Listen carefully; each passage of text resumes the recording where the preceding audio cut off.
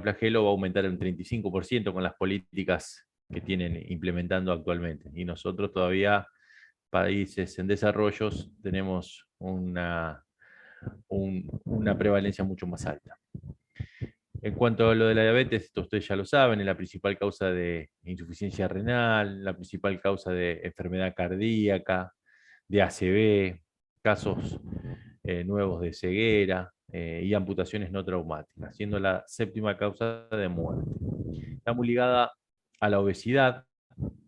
Estos datos son de la Encuesta Nacional de Factores de Riesgo del 2018. Entre el 2013 y el 2018 la obesidad aumentó del 20,8 al 25,4. Y la prevalencia de glicemias elevadas o diabetes aumentó del 9,8 al 12,7%, que es más o menos los datos actuales, 12 a 13% de diabéticos. En cuanto a la clasificación, las podemos dividir las tipo 1, que son las autoinmunes o idiopáticas, y la diabética tipo 2, que puede ser por predominancia del defecto secretor o de la resistencia periférica. Y después tenés otras, que están los defectos genéticos, inducida por fármacos, endocrinopatías, diabetes gestacional. Después hay otros subtipos como son los MOVID 1, 2, ahora pusieron MOVID 3, MOVID 4, son todas variantes, pero lo más importante y lo que a nosotros nos tenemos que tener bien en claro es el diabético tipo 2, que es el paciente que tiene un inicio progresivo. La insulina endógena puede estar normal, aumentada o disminuida, depende en la etapa que hagamos el diagnóstico. Raramente debutan con una cetoacidosis. La edad de comienzo, normalmente se dice que el diabético tipo 2 es en adultos, pero actualmente con la obesidad infantil se lo está viendo cada vez en adolescentes, niños, y no necesariamente son diabéticos tipo 1, los anticuerpos le dan negativo, por lo cual son diabéticos tipo 2. Lo que pasa es que la mala alimentación, el sedentarismo, el sobrepeso hace que sea muy precoz el inicio. Masa corporal, bueno, pueden ser obesos o no obesos. El tratamiento, siempre la dieta, hipoglucemiantes orales y tercer paso la insulina o los combinados. Tienen coincidencia entre mellizos entre un 70 y 90% y no tienen anticuerpos. Y las complicaciones son predominantemente macrovasculares. En cuanto al diagnóstico, se los traté de simplificar. Síntomas de diabetes, poliuria, polidipsia y pérdida de peso con una glicemia aislada mayor de 200. Con esas cosas ya directamente no necesitamos ni repetir prácticamente. Si el paciente tiene estas tres condiciones, o sea, las síntomas, más una glicemia mayor a 200 al azar, es diagnóstico de diabetes. Ahora, una glicemia plasmática en ayunas mayor a 126 luego de 8 horas de ayuna es diagnóstico de diabetes también, siempre y cuando hay que repetirla, ¿no? Separada por una semana por lo menos. Y una glicemia poscarga a las 2 horas mayor a 200 también es diagnóstico de diabetes. Esto siempre se repite cuando no hay síntomas claros de diabetes.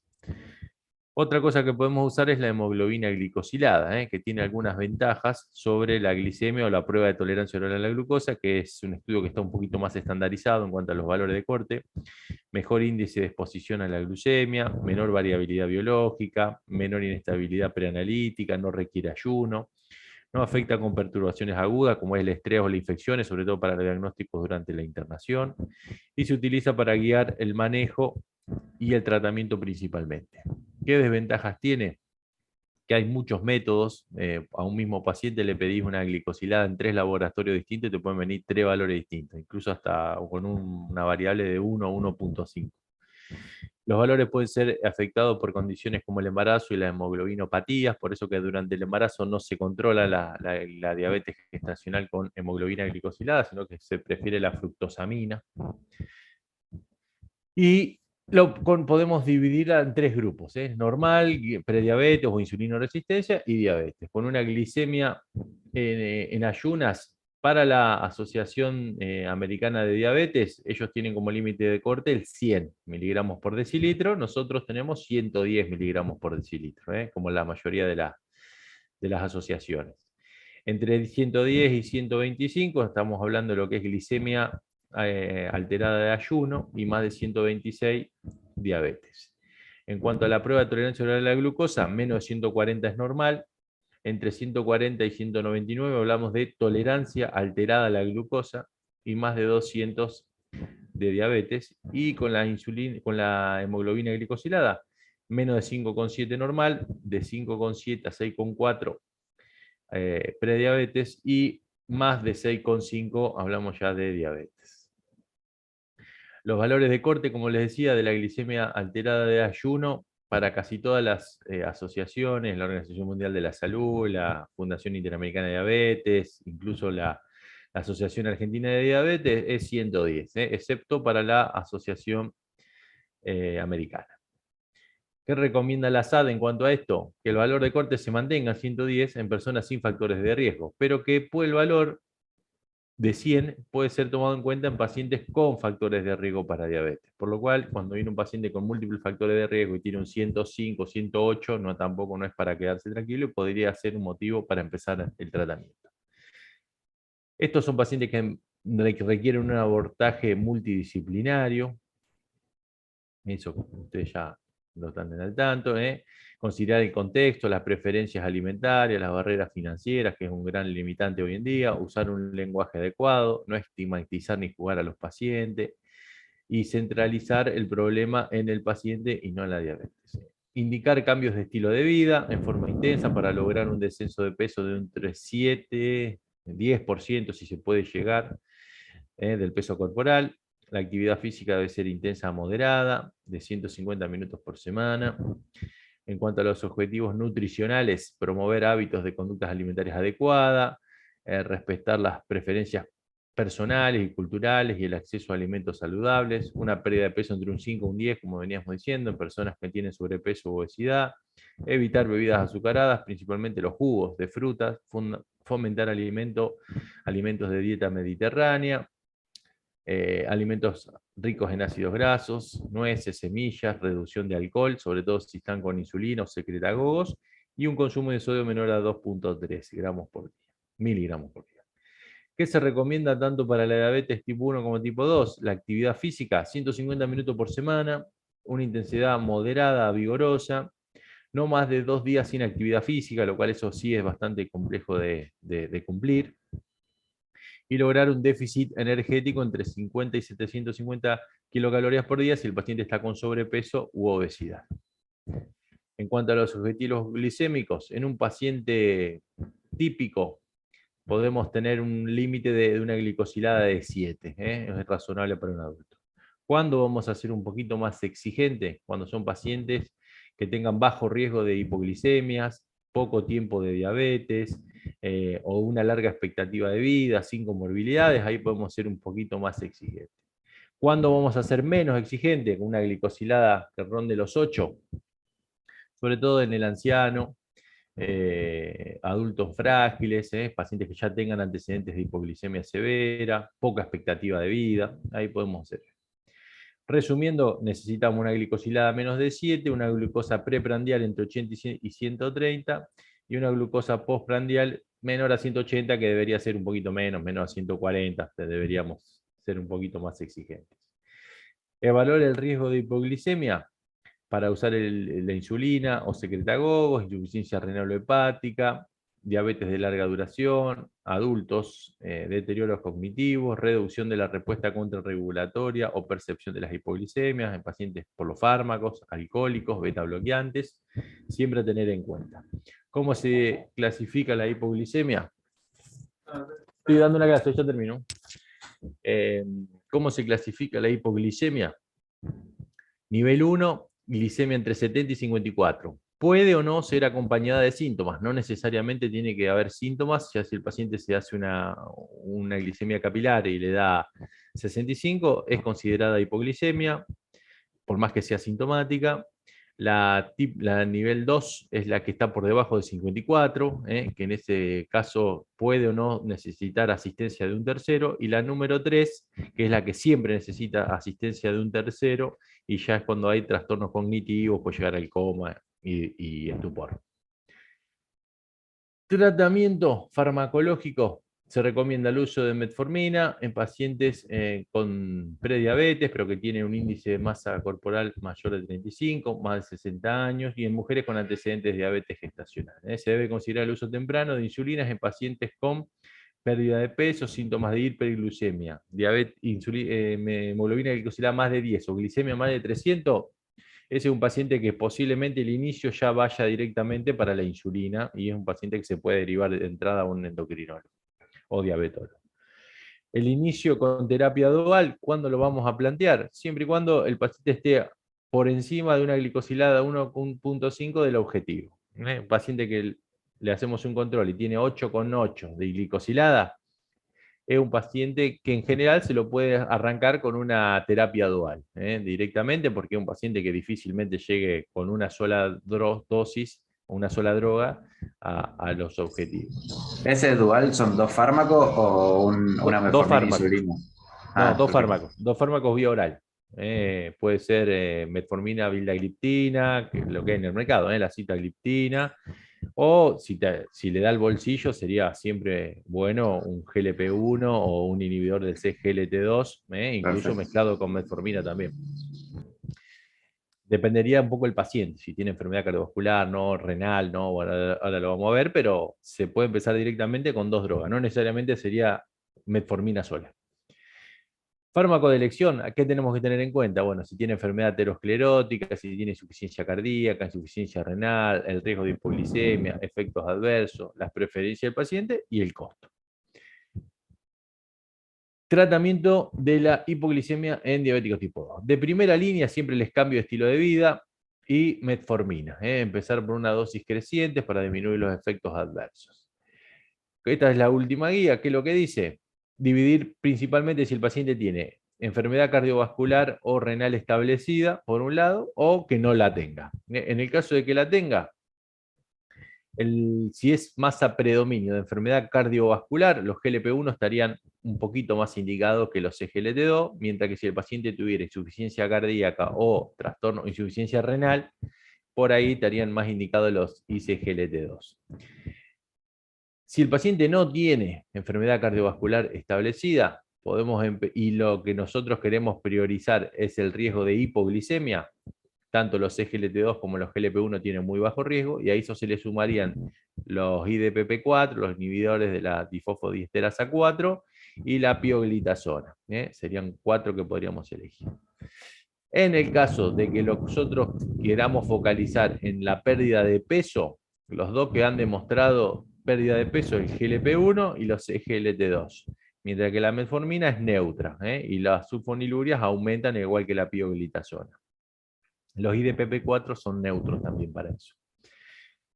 Y si lo que prioriza es el tema de costo, las sulfonilurias y la pioglitazona son los dos más baratos y que tienen una muy buena acción a nivel del control de la diabetes. ¿Qué pasa si fracasa la terapia doble o triple? Hay que pasar a la insulina, que primero se empieza con insulina basal, una vez por día, de vida media larga, NPH si hay acceso, y si no, bueno, obviamente iliargina o degludec, cualquiera de esas que son más largas, y si no, la insulina, y después cuando con eso no alcanza, el tercer paso es las postprandial, los bolos. La metformina es el fármaco de primera línea en todas las sociedades, muy utilizada en la década del 50, es neutro en cuanto al preso, sumamente conocida, no se metaboliza y se elimina por vía renal, por lo cual siempre se ajusta cuando hay insuficiencia renal y por menos de 30 se contraindica. Puede interferir en su eliminación con fármacos catónicos, para nosotros tener en cuenta la digoxina, la vancomicina en los pacientes internados, por eso es que siempre un paciente internado, por varios motivos que ahora vamos a ir viendo, hay que suspendérsela. Tiene interferencia con la absorción de la vitamina B12, puede dar anemia megaloblástica, es súper raro. ¿Cómo es la acción? Reduce la gluconogénesis hepática, reduce la absorción intestinal de glucosa, aumenta el consumo periférico de glucosa, reduce la insulina plasmática en ayuna, incrementa la sensibilidad a la insulina. En resumen, reduce la glicemia sin incrementar el riesgo de hipoglicemia, más que un hipoglicemiante, la metformina es un normoglucemiante. El estudio que más lo ha estudiado es el UCA-PDS, desde hace muchísimos años, después hizo un follow-up a los 10 años, y en ambos estudios demostró que Tanto el tratamiento intensivo como el tratamiento habitual disminuían el riesgo de infarto y muerte de todas las causas. En cuanto a los efectos adversos, los más frecuentes son los trastornos a nivel gastrointestinales. Un 25% pueden padecer estos eventos, que si al paciente le damos algunos tips para poder solaparlos, el evento adverso termina siendo un 5% gastrointestinal, por lo cual hay un 20% de esos pacientes que con algún tipo de, empezando con dosis muy baja, posterior a las comidas, usando medicaciones, las variedades que son AP, de liberación prolongada, usando dosis baja, fraccionada, lo van a empezar a tolerar. Siempre hay que avisarle que de 15 a 20 días puede tener trastornos digestivos y ya avisarle de antemano hace que el paciente no abandone la medicación. Déficit de vitamina B12 no se ve casi nunca, pero habría que dosar vitamina B12 una vez al año en los pacientes que están con metformina. Y la más temida es la acidosis láctica, por la mortalidad tan alta que tiene, es súper infrecuente, pero bueno, en pacientes con insuficiencia renal, hipoxia, estudios y sobre todo estudios iodados. Insuficiencia renal, hay que ajustar la dosis entre 30 y 60 y no utilizarla cuando el clearance es menor de 30. Hepatopatía severa, pancreatitis, etilismo, estados hipóxicos como insuficiencia cardíaca descompensada, EPOC, perioperatorio, intercurrencias y estudio contrastado. Es una droga para no usar en la internación desde ningún punto de vista. ¿Qué ventajas tiene? Reducción de las complicaciones macrovasculares, neutro efecto en el peso, hipoglicemia casi nula y se puede asociar con casi todas las insulinas y otros hipoglucemiantes orales. Contraindicaciones, los eventos adversos gastrointestinales, la potencial acidosis láctica. Mejora la tolerancia digestiva. ¿Cómo hacemos? Ingerirla después de las comidas, cambiar la presentación, a veces cambiar de marca, entre el islotin XR, pasarlo al DBIAP, el glucopage, a veces eso, por algún tema de excipientes, el paciente lo empieza a tolerar mejor. Siempre las liberaciones prolongadas, mejor. Empezar con dosis bajas hasta llegar por lo menos a una dosis de 2 gramos por día.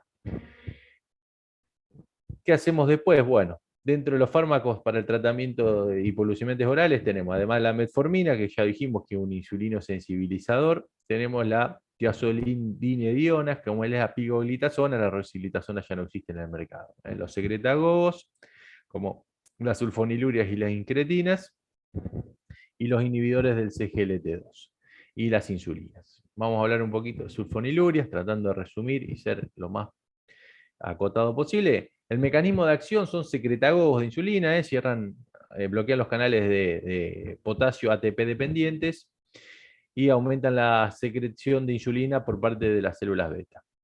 Tenemos la glimenclamida, que no se debería usar más, pero en en el medio público se sigue usando.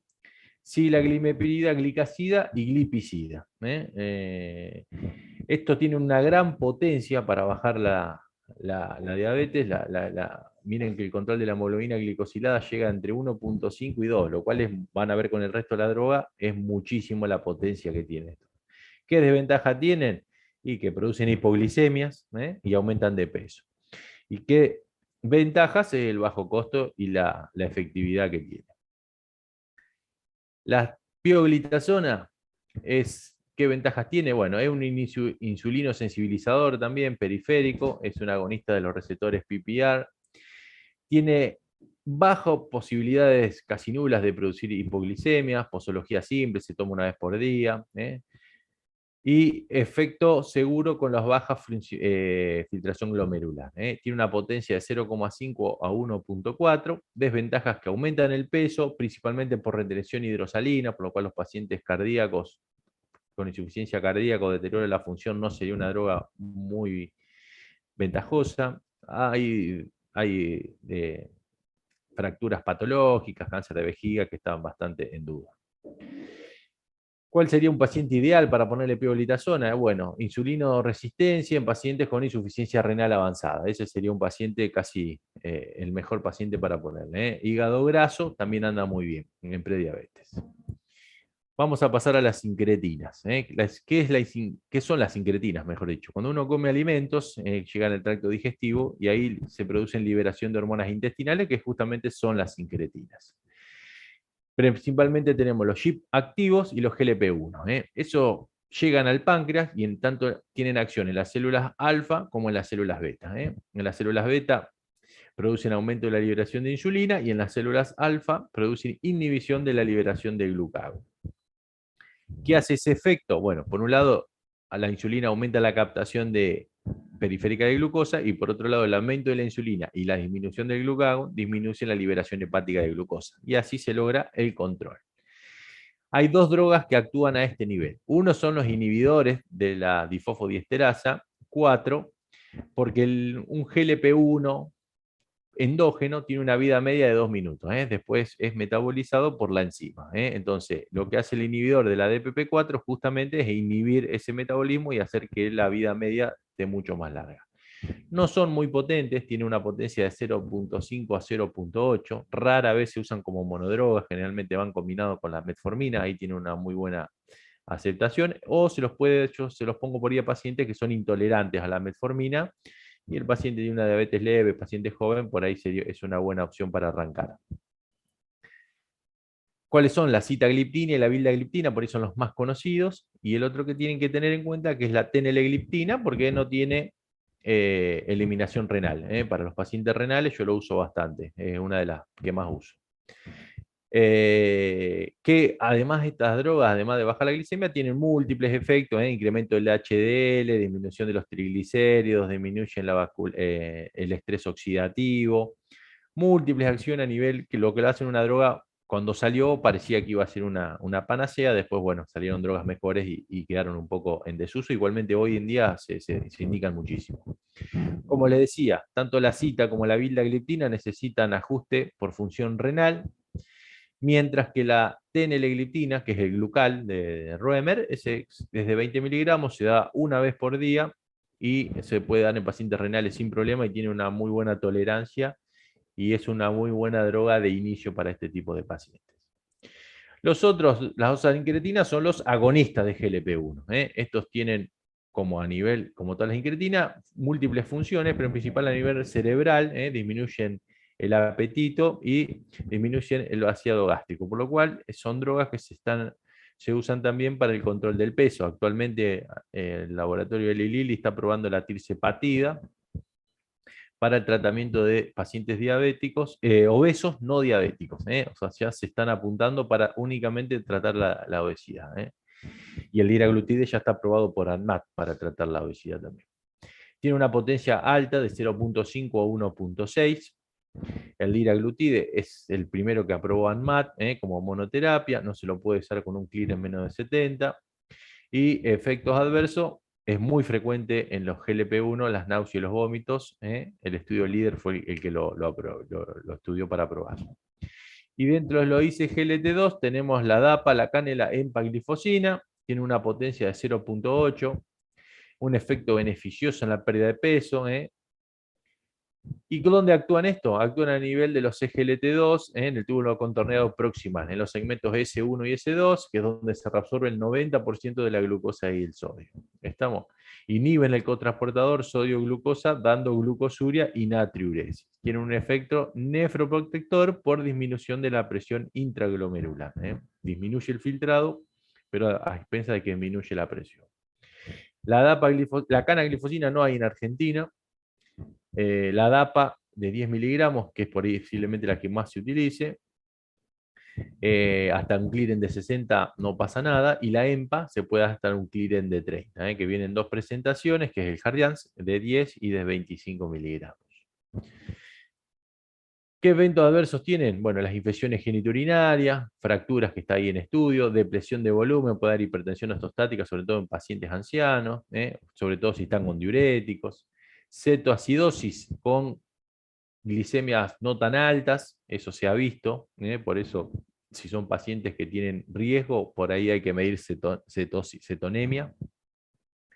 Y la canaglifosina a 300 miligramos, no la de 100, sino la de 300 miligramos, aumentó un poco el riesgo de amputaciones en pacientes que ya tienen ateropatía periférica. Si con eso no alcanza, pasamos a las terapias inyectables, que son las insulinas. Tenemos las rápidas, la Lispro, la Aspart, la regular, la NPH, los premezclados. Y si no, tenemos las de prolongadas, como es la de Temid y la Glargina, y las ultras largas, que son la Degludec y la Glargina U300. Actualmente también se están usando un montón de insulinas que son semanales, que son recontra más rápidas. Y ya hay algunas insulinas mezcladas con liraglutide y lisdexatenide como para tratamiento. ¿Estamos? Y pasamos a la segunda charla. ¿Quedó alguna duda o seguimos la próxima? Escucho.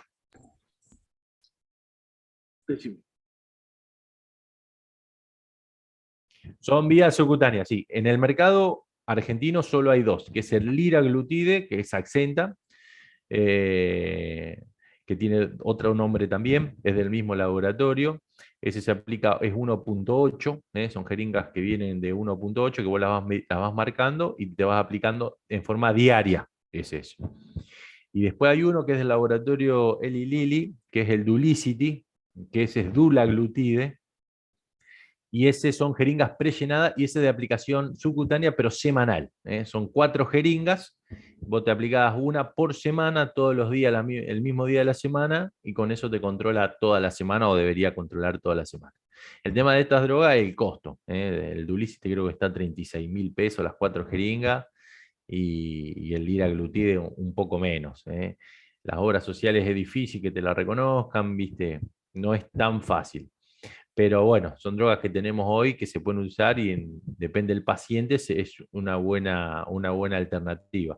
Sobre todo si son pacientes que se infartaron, ponele, o que tienen lesión multivaso, que ya tienen ateropatía y son diabéticos, bueno, o tienen un antecedente de una ACV, diabéticos. En esos pacientes, generalmente la obra social con una buena historia clínica te la terminan reconociendo y aceptando. Pero te vuelvo a decir, son caras y hay que renegar.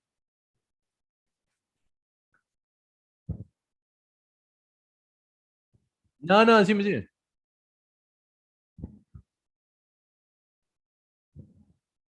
Sí, sí.